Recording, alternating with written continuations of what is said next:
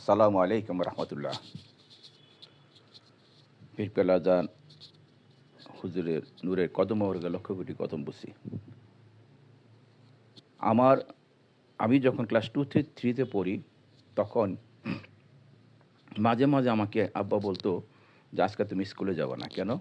আজকে অনেকগুলি বদলি লইছি। বদলি মানে ওই যে আম, ধান ক্ষেত পাট ক্ষেত নিরিখ কাশি দেওয়া নিরানের জন্য যে সমস্ত আমাদের নরসিংদের ভাষা বলে মুনি লেবার, তাদেরকে তাদেরকে তুমি তামাক খাওয়াইবা, বানায় বানায় তামাক খাওয়াবেন। তবে তারা তামাক বানাইতে আইসা ক্ষেতের আইলের কাছে বৈশা অনেক সময় মেরাবে দেয়, 2-3 জনে মিলা। তো যাই হোক, তখন আমি এই যে খড়ের বিড়া বানায়া এর মাঝে আগুন দিয়ে রাখা হইতো। এটা সারাদিন এই বিড়ার মধ্যে আগুন থাকতো এবং তাদেরকে মাঝে মাঝে তারা বললে আমি তানুক বানায় নিয়ে খাওয়াইতাম। তা আমার আব্বা কিন্তু কৃষক নয়। আমার আব্বা রবি শস্যের জন্য কিছু জমি উনি নিজেই এই হালের বলদে হাল দিয়া করতে একটা লোক গিয়া তথা পাট ক্ষেত প্রায় 100-150 মণ পাট পাইতো আমার আব্বা। সেটা দিয়ে আমরা সারা জীবন চলতো। আর তাছাড়া আমার আব্বার কিছু ডাক্তারি উপার্জন ছিল। তো সেইখানে আগেকার দিনে দেখেন প্রত্যেকটা জিনিসের মাঝে তাসাউফ ছিল। খেলাধুলার মাঝে, গল্প গুজবের মাঝে এলমে তাসাউফ ছিল। তথা যে মারেফাতের জ্ঞান চর্চাটা, মারেফাতের কাল্বের চর্চা, কাল্বকে সজাগ করার জন্য, কাল্বের জ্ঞানটা বৃদ্ধি করার জন্য সব কিছুর মাঝে জড়িত ছিল। ইভেন এডুকেশনের মধ্যে ছিল। বাচ্চাদের যে লেখাপড়া আছে এগুলোর মাঝে জড়িত ছিল। যে বাচ্চাদের লেখাপড়া কীরকম, ওই যে পাখি সব করে রব রাতি ফল না, টোনা আর টুনির গল্পটা ক্লাস 1-এ আমরা পড়ে আসছি অথবা 2-তে। সেই গল্পটা কিন্তু টোনায় পিঠা বানাবে না আর বাঘেও পিঠা খাইতে আসবে না, কিন্তু এই রসালো গল্প দিলে পোলাপান এটা পড়তে চায়, শুনতে চায়। হ্যাঁ, টোনায় কী করলো, বাঘে কী করলো, তখন শুনতে চায়, পড়তে চায়। এই গল্পটা মুখস্থ করতে গিয়ে তারা রিডিং শিখে। তারা কিন্তু রিডিং না পারলে এই গল্পটা শিখতে পারো না। তার জন্য তারা আগ্রহ বাড়ে রিডিংটা করার জন্য। আর এটার মাঝে যে আগুন, টোনা, টুনি, এই বানানগুলি আছে, শব্দ বানান, এগুলো তাদের শিখতে হয়। এটিই ছিল হাকিকত ওই সমস্ত গল্পের মধ্যে। এখন আর এগুলো নাই, কিন্তু টোনাটুনির গল্প বইরা সব নাই, সরাসরি বাতিল করে দেয়। কিন্তু এটার ভিতরে যে একটা হাকিকত ছিল, যে তাদেরকে রিডিং পড়ানো শেখানো আর শব্দ উচ্চারণ শেখানো এবং বানান শেখানো, এটা ছিল ক্লাস 2 থেকে 1 থেকে তাদেরকে রিডিং পড়ানো শেখানো যেত এই সমস্ত সুন্দর সুন্দর গল্প দিয়া। তো যাই হোক, এডুকেশন, খেলাধুলা, গল্প গুজব, পরস্তাব কইতো। পরস্তাব মানে কিস্সা কাহিনী, এগুলোর মাঝেও মারেফাত ছিল। যেমন আজকে গোবরী পোকা আর ভুমরার একটা গল্প। এই গল্পটা আমি বলতেছি, কাস্টের সাথে কাস্টে না মিললে বিবাদ বাধে। সমমনা সমমনা বা সমগোত্রের সাথে বন্ধুত্ব না হইলে বিশাল ফ্যাসাদ। আজকালকার কিন্তু বিয়া শাদী যে যেখানে খুশি সেখানে করে ফেলায়, সেখান থেকে বাচ্চা উৎপাদন নেই। তখন বাচ্চারা কিন্তু তখন উচ্ছৃঙ্খল থাকে, ক্রেজি থাকে। এটা মিলবে না। দাতু দাতু না মিললে সেটা সাংঘাতিক প্রতিক্রিয়া হয়। তো যাই হোক, তো আমি তখন এই লেবারদেরকে, খ্যাত নিয়ে রেখেছে, তাদেরকে আমি তামাক খাওয়াই। আর তারা সুন্দর সুন্দর গল্প বলে। এই গল্পগুলি আমি তাদের পাশে দাঁড়ায়, আমার তো কোনো কাজ নাই, এগুলো শুনি। আমার কাছে খুব ভালো লাগতো। Excuse me.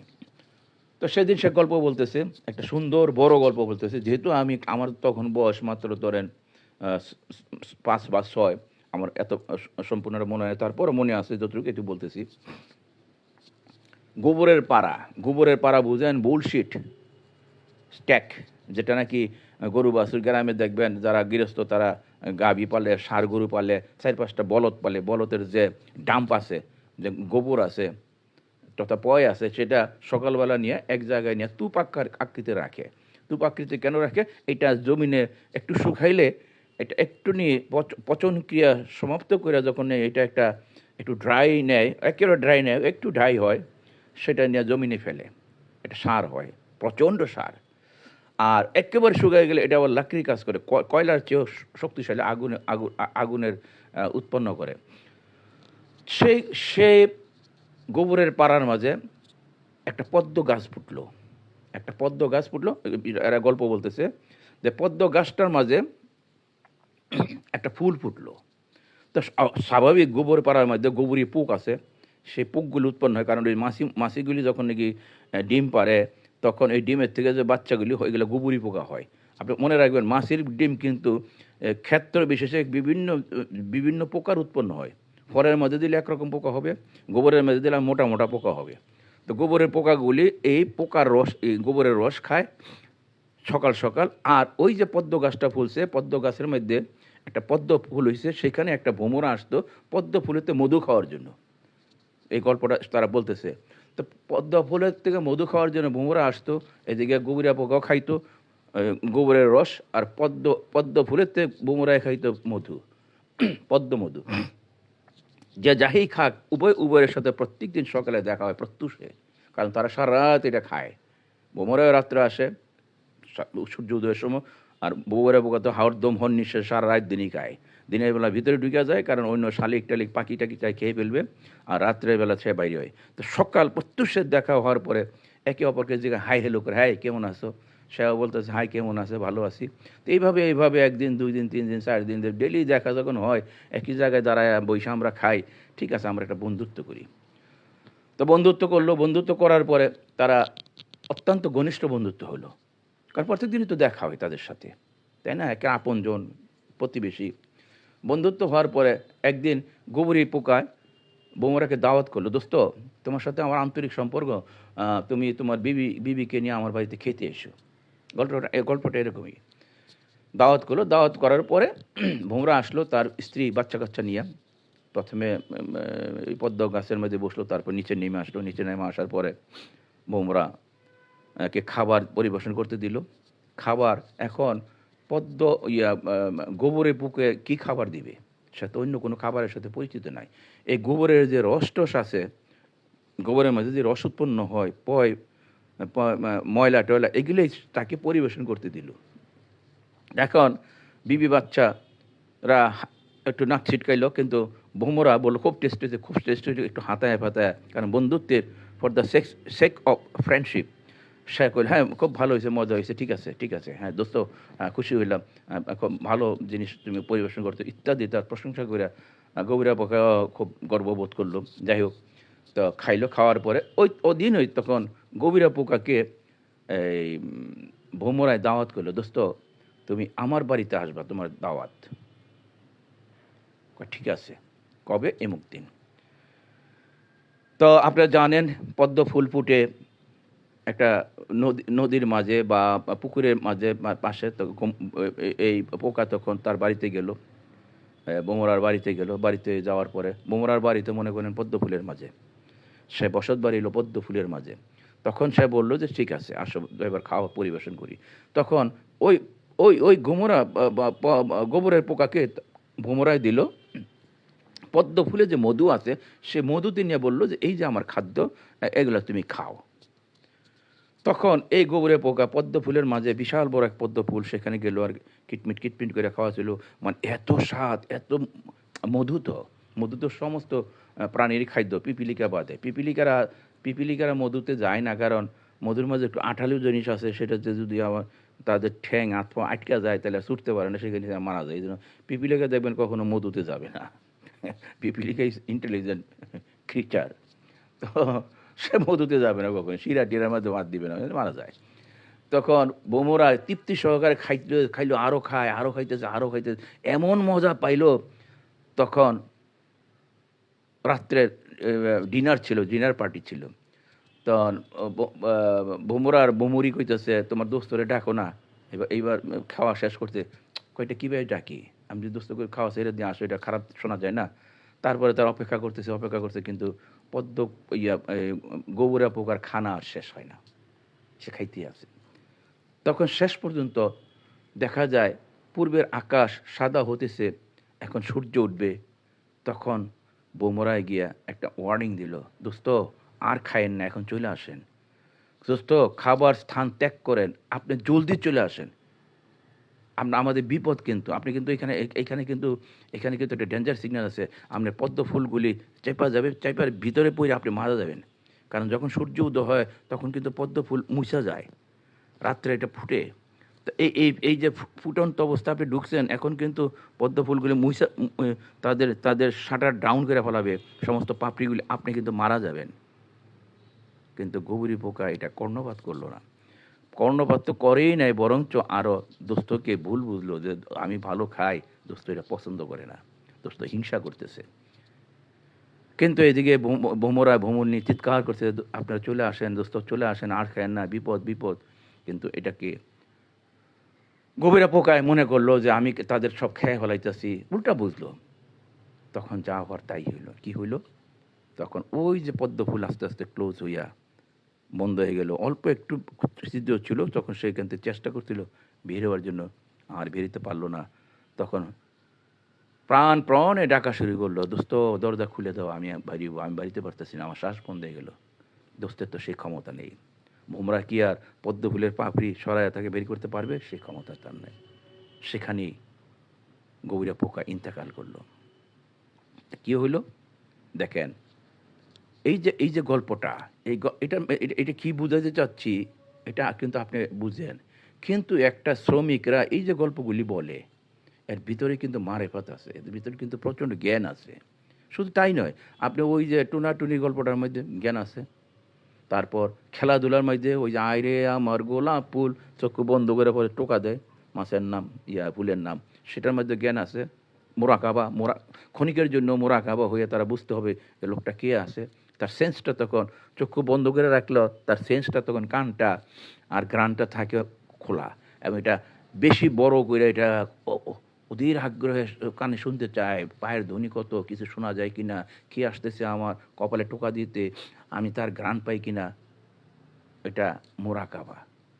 এই যে খেলাধুলার মধ্যেও দেখেন তাসাউফ চর্চা ছিল, গল্পগুজরের মধ্যে তাসাউফ চর্চা ছিল, ছোট ছোট পাঠ্যপুস্তকে তাসাউফ চর্চা ছিল।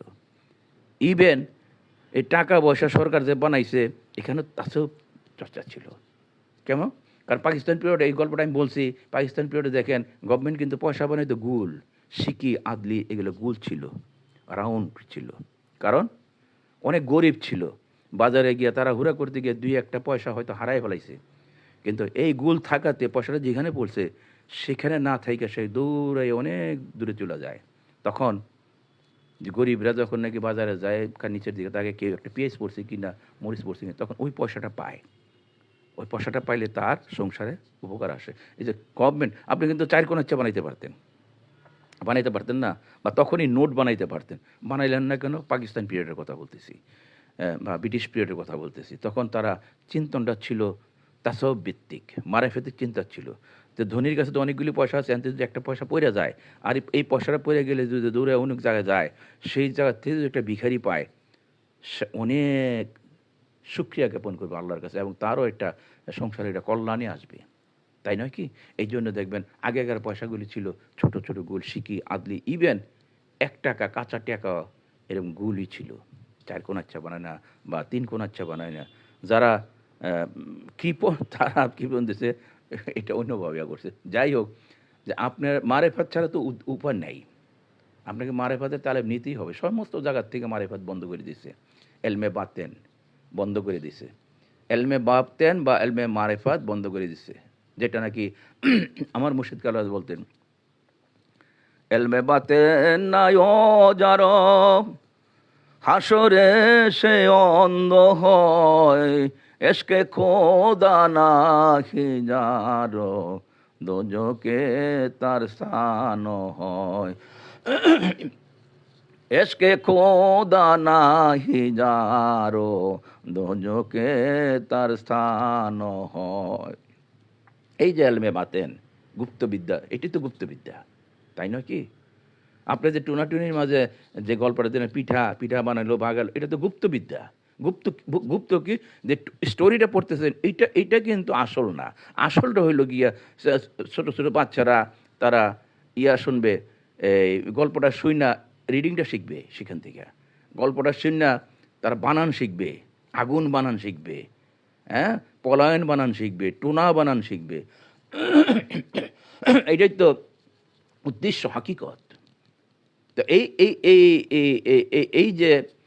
এই যে মারেফাতের তালিম সর্বোচ্চ ছিল। এখন আপনি যদি একটি পর্দার অন্তরালে বা হাকিকত না বুঝেন, তাহলে তো এগুলো বন্ধ করে দেবেন। আপনার হাকিকত বুঝেন নাই, টোনাটুনির গল্পটা আপনি বন্ধ করেছেন, পাঠ্যক্রম থেকে উঠে নিয়েছেন। শুধু টোনাটুনি না, এই জাতীয় সমস্ত পাঠ্যক্রম বন্ধ করে দিল, উঠাই দিল, চ্যাপ্টার ক্লোজ। দেখেন আপনি কম্পিউটার অত্যন্ত কমপ্লিকেটিভ সাবজেক্ট, হ্যান্ডেলিং অপারেশন, কিন্তু যে মাত্র একটা ওয়েবসাইটে নেকেট ঢুকাই দিল, এক্স রেটেড সিনেমা ছবি ঢুকাই দিল, আল্লাহর ইচ্ছায় ঢুকছে, কারণ এত বড় একটা প্ল্যাটফর্মের মধ্যে সর্বত্র এটা বিরাজমান। তো এই যে এইটা দোকানের পরে হইলে কি ছোটো ছোটো তাই 3, 4, 5, 6 পোলাবানরা এই নগ্নতা দেখার জন্য কম্পিউটার অপারেটিংটা শিখাই ফেলাইছে। এটার জন্য আলাদা ক্লাস লাগে নাই। দেখেন কাজটা করছে কি, একটু নগ্নতা, একটু টেস্ট দিলে, যেটার মধ্যে টেস্ট পায়, ওর একটা টেস্ট দিয়া দেখেন পুরা বইটা ভাম্পার করেছে, সিলভার জুগলি করেছে, অল্প একটু নেকেট দেখায়, তাই না? দেখ না ফরিদ করিল দান, অমূল্য চক্ষুরতন, ইব্রাহিম ছাড়িয়া দিল মহামূল্য সিংহাসন, ইব্রাহিম ছাড়িয়া দিল মহামূল্য সিংহাসন। করিলে কামেল খুশি, উদয় হবে ভাগ্য শশী, করিলে কামেল খুশি, উদয় হবে ভাগ্য শশী, অকুল দরিয়ার মাঝে ডুবানো কাবেশে যায়, অকুল দরিয়ার মাঝে ডুবানো কাবেশে যায়। আল্লাহ গো ইয়া রহমান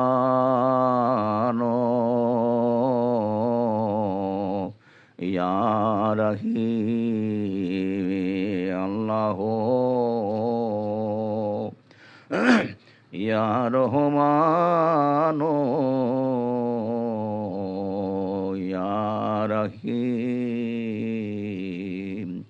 অপরাধী বলে মৌলা যদি না ডাকো হে, তোমার ওই রহমতের দ্বারে প্রাণ দিব হে। মহাপাপী বলে মৌলা যদি না ডাকো হে, তোমার ওই রহমতের দ্বারে কান্দিব যে। আল্লাহ হো ইয়া রহমান ইয়া রহিম। আসসালামু আলাইকুম ওয়া রাহমাতুল্লাহ।